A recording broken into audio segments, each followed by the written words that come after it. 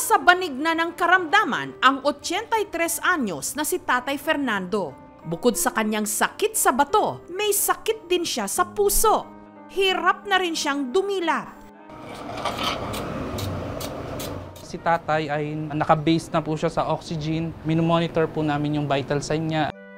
Nagkasakit po siya simula po noong August 2023. Siguro po sa katandaan na rin po niya, hindi na po nag-function yung iba niya pong mga organ. Tinapat na rin po kami na anytime pwede daw pong mag-stop yung heartbeat niya.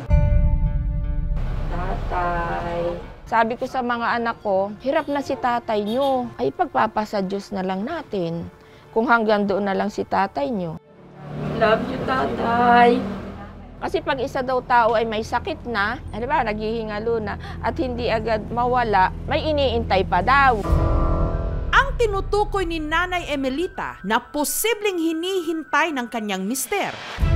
Ang matagal ng kwento-kwento na anak di umano ni Tatay Fernando sa una nitong asawa. Wala akong kaalam-alam na may lihim pala siya. Ni katiting, wala man lang siyang nasasabi sa akin. Kung sakaling may anak pa ngang iba si Tatay Fernando, makikilala pa nga ba niya ito bago mahuli ang lahat?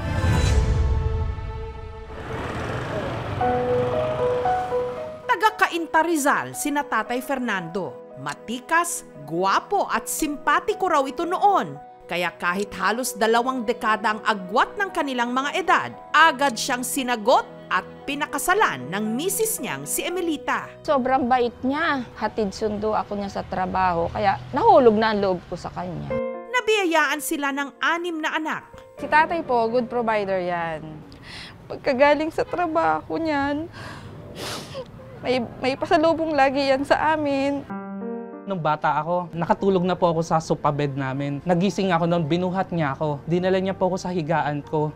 So ngayon po, siya naman po ang inaalalayan namin. Sa laban-laban lang na sinusuklian po namin yung hirap at pagod na ibinigay niya sa amin.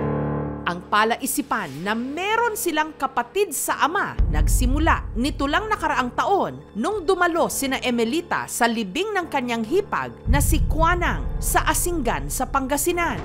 Naging bulong-bulungan ng mga pinsan ko na meron daw po kaming kapatid na mas nakakatanda. Sabi ng mga pinsan ko, may isa pa nga kayong panganay lalaki. Kana sa ni mother ko, diyempe nga natay. Adamak kati, kausinsin yung anak ng Nando. Tatay. Ang itinuturong anak ng kanilang Tatay Fernando, ang 61 anyos na ngayong si Silverio, na kilalang beautician sa kanilang bayan. Ito ang ipinambubuhay niya sa misis niyang si Lynn Marie at sa kanilang mga anak. Sa mga pagmamanicure sa paggugupit ko, maayos ko naman po sila na palagi na pag-aral ko sa hirap ko rin naghahanap-hanap buhay. Alam ko po kung gaano kasakit po, kaya ayaw ko pong ma-experience nila yung na-experience ko po na wala silang kagislang tatay. Lagi po naman yung sinasabi na sana buhay pa yung tatay ko. Matagal na palaisipan daw kay Silverio ang pagkatao ng kanyang ama. Tikom daw kasi ang bibig ng kanyang nanay Loretta hanggang namatay ito taong 2004. Hanggang isang araw, naging customer ni Silverio si Tia Kuanang na buhay pa noon. Ikaw ba yung anak ni Loretta? Oo, Nay. Ikaw pala yung anak ni Nando. Nung siniservisan ko po sila, sabi ni Lola Kuanang, ikaw ang anak ni Lando. Nung kinasal sila, Lorita, kayong kapatid ko, hindi naman din po ako naniniwala kasi sinasabi na sa akin ni nanay ko na wala na daw akong tatay, matagal na pong patay. Salamat anak ha. Opo. Inaako nila akong kamag-anak, malapit ako sa iyo. Dekada 50 raw nung nagkakilala sina Fernando at Loretta sa probinsya ng Isabela. Mabilis daw silang nagkapalagayan ng loob hanggang nagdesisyong magpakasal. Pero sa araw ng kanilang pag-iisang dibdib, Humaikan! Agkalma ka! Ay naku. si Loretta bigla raw nag-iba. Nagwala-wala mo tinikasinsin ko nga nihan nakatisumre kay simbaan. Naina-ina ko na nag-agsangsangit. Nagtinumot nga kwa kinibinda nga napanjinti yung altar. Di nakaparantumang danis do kini Fernando. Nagkalmama ni kawakasinsing ko. Ay di na po si kasaran. Tamal ako! Nagwala man nga ni kasinsing ko, naglagto-lagto, agikiki. Mabansa ka naman ni uncle ko, di ka wala kami nun. Iwadag na ka ng aming kadwa ng taon. So kaya galo dati sa akin na kanima na kanong pasakay ti Kalisa. Sa takot daw kay Loretta, pagkatapos ng kasal, si Fernando nagpakalayo-layo. Mga tungan siguro, nga masikob, di kasinsing ko nga Loretta. Pero ang nginaw siguro, so nga kasi nga agwala-wala. At ang batang yun ng araw, si Silverio. Sa lamay ni Tia Kuanang, pumunta si Silverio at sa hindi inaasahang pagkakataon, nag-cruise ang landas nila ni na Emelita. Nung nakita ko siya, sabi ko, bakit parang katulad na katulad ito ni Mr. ko? Kamukha nga nung anak ko, yung si Gilbert. Parang may lukso rin ng dugo. Nung tinanong ko siya, ilang ka ng taon? 60 po. Tapos sabi ko, ako 66, ikaw 60. So matanda lang ako ng 6 na taon. Ako po yung asawa ni Tatay Fernando mong pangalawa. Hindi nagyakapan po kami. Tumitindig yung mga balahibo ko. Doon na ipinagtapat ni Silverio kay Emelita na minsan na rin pala silang nagkita. 2013, na-meet pala niya kami ng mister ko doon sa Burol. Kasi singer siya eh. Ante, alam mo, nag-bless ako sa iyo. Pero nung makapag-bless ako kay tatay, ako ay umiyak na nang umiyak sa isang tabi. Bakit hindi ka nagsabi na ikaw ay anak pala? Natatakot po ako, ante, baka hindi niyo ako tanggapin. Masakit din pala dito sa dibdib yung nararamdaman mo na gusto kong makapiling yung tatay ko. Wala pong nangyari kasi nahiya po ako kasi yun nga pong nasa isip ko, baka hindi nila ako matanggap buhay ko.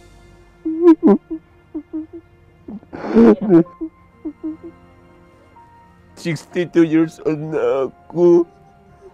Ngayon lang kami magkakilala ang tatay kong. Tanggap man ni na Emelita si Silverio, meron pa rin silang agam-agam. Si Tatay Fernando kasi, nung malakas pa, hindi kinumpirmang nagkaanak sila ni Loretta. Tatay, kilala mo si Laurita? Nagulat din po siya hanggang sa nagkwento na po siya about sa kanila. May alam ka bang may anak ka kay Laurita? Wala daw siya pong anak dahil hindi daw nga po niya naiuwi si Laurita sa bahay after daw po ng kasal. Ang tanong ko naman po sa kanya, baka may nangyari sa kanila bago ikasal. Hindi na rin po siya nag-react. Kaya po, humingi pa ako ng tulong sa KMJS para po sana mabigyan po ng linaw yung katanungan po ng pamilya namin. Para matuldukan ang mga tanong sa hiling ni Silverio at pamilya ni Fernando, sumailalim sila sa DNA test. Kung sakali man po maging positive, malaking tulong po iyon dahil yun po siguro yung kabuuan ni tatay. Dahil pagod na rin po siya. At sabi nga daw po baka si Kuya Silverio na lang po yung iniintay bago po siya tuluyang mamatay. Mag-ama nga ba sina Fernando at Silverio? Bago ang resulta ng DNA, dahil mahalaga ang bawat oras, pinuntahan na agad ni Silverio sa Rizal nang hinihinala ng marami na kanyang ama para makita ito at makausap. Hello anak! Andito na ikaw! Nakarating ka sa amin! Darating na ako. Kay tatay, ito! Kumusta na? Katatapos lang ni tatay ng dialysis ko. Dialysis si tatay. Si tatay mo. Mga kapatid mo. Kasi ano, Thank you, Lord. dialysis niya eh. Thank you, Lord. Nakarating si Silver. Narating mang... Ang tagal tayo hindi nagkita tayo. Nandito na ako, tatay ko. I love you, tay. Maraming salamat, Panginoon. Dahil ito na ang pinakakaintay ko. Na magkita tayo. Tay, naririnig mo ako, tatay. Andito na ang panganay mo. Dumating na ako. Ang sarap pakiramdam na nakita kita dati. Mayakap ng gusto. Na kung alam naman ni tatay mo na ikaw ay ipinanganak niya at hindi ka naman talaga pababayaan niya, ganyang kamahal ni tatay mo ang mga anak niya. Hindi man lang pinagtapat ni nanay ko noon na mayroon din pala kayong anak. Ako yun, ako. Ako, tatay, ang iniwan nyo na ang tagal-tagal ng panahon.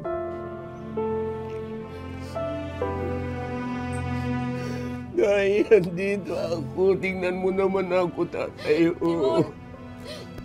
Tatay! Tay. Tatay!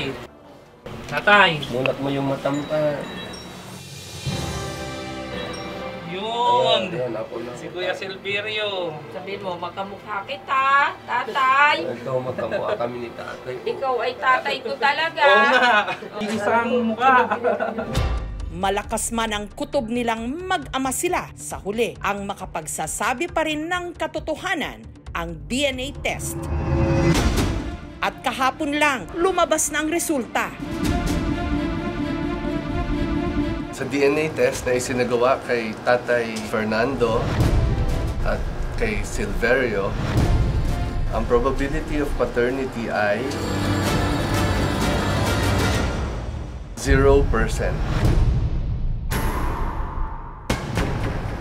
Hindi po si Fernando ang biological father ni Silverio.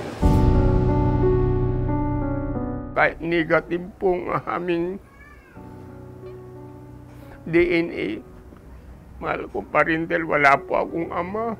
Sina lang po ituturing kong tatay ko. Wala rin din po ako kapatid at sila na rin po ang aking mga kapatid. Maraming salamat po dahil kahit papaano po, pinagtagpo mo kami na kahit hindi ko sila kaano-ano. Maraming salamat po, Lord, dahil may Negative po yung naging result, so nakakalungkot lang po sa part niya. Dito lang rin kami, kuya, ha? Basta, I love you, Gilbert. dito lang kami. I love you, Huwag Nana. kang mag-alala, anak. Anak pa rin kita. Sa tagal nang ipinagtiis mo na wala kang kilalang tatay, tanggap ka namin, anak. Kayo ang nagbigay ng aking kasiyahan sa araw na ito. Dahil ang sarap yung magmahal ng magkakapatid. May nanay, may tatay, kumpleto kayo. Nanawagan po ako kung nabubuhay ka pa. Sana, tatay, magparamdam ka sa akin. Dahil ako pinangungulila at naghahanap ng tunay na ama. Kahit pala isipan pa rin magpahanggang ngayon kay Silverio ang tunay niyang ama, ipinagpapasalamat na lang daw niya Embrace tayong lahat. na sa pangyayaring ito, nakatagpo siya ng mga tao na itinuturing siyang higit pa sa tunay na kadugo